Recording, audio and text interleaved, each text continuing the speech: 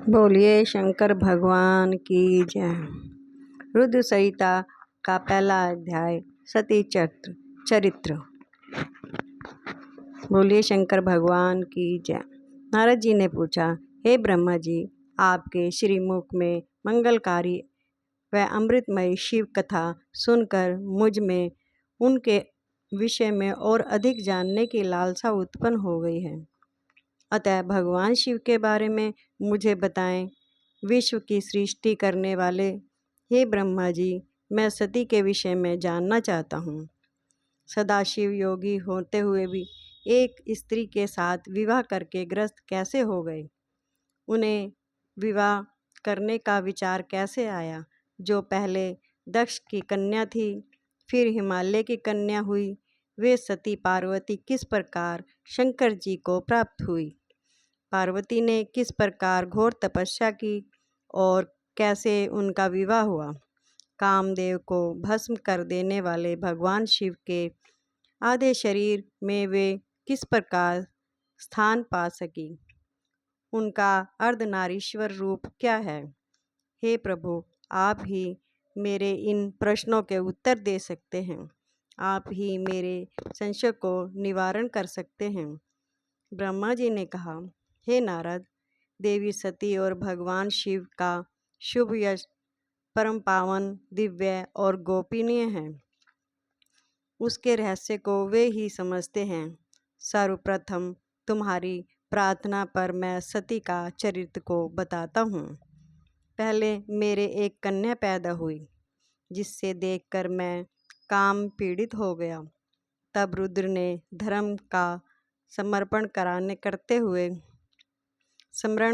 स्मरण करते हुए मुझे बहुत धिक्कारा। फिर वे अपने निवास कैलाश पर्वत पर को चले गए। उन्हें मैंने समझाने की कोशिश की, परंतु मेरे सभी प्रयत्न निष्फल हो गए। तब मैंने शिवजी की आराधना की।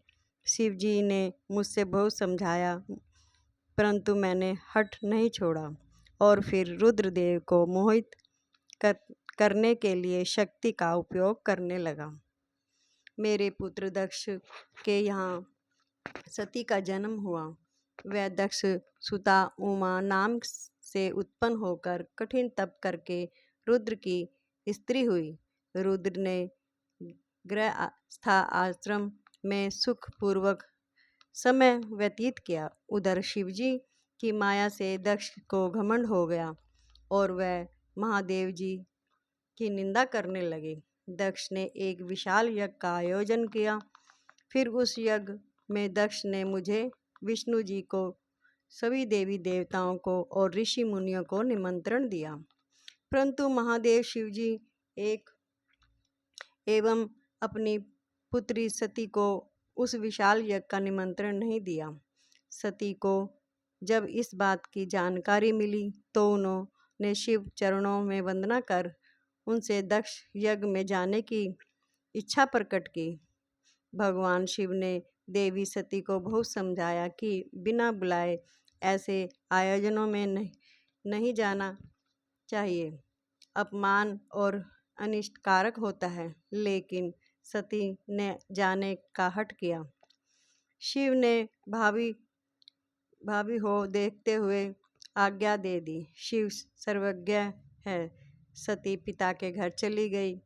वहाँ यज्ञ और महादेव जी के लिए भागना था और अपने पिता के मुख से अपने पति की घोर निंदा सुनकर उन्हें बहुत क्रोध आया।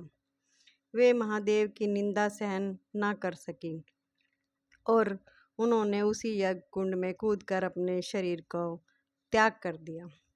जब इसका समाचार शिव तक पहुंचा तो वे बहुत क्रोधित हुए।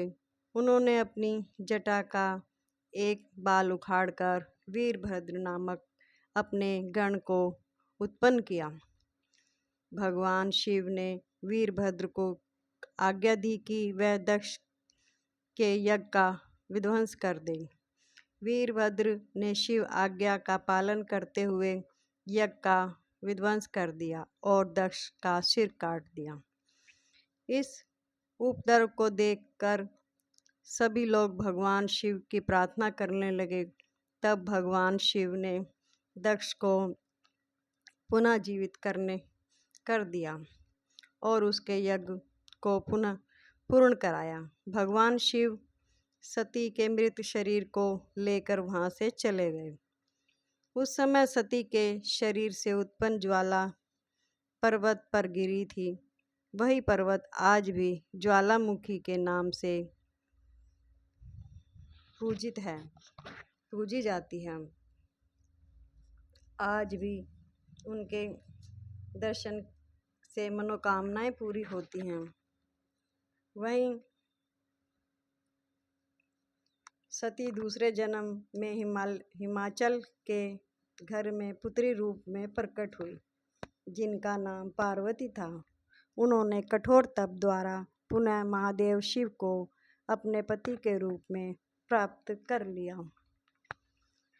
बोलिए शंकर भगवान की जय। जय शंकर पार्वती की जय।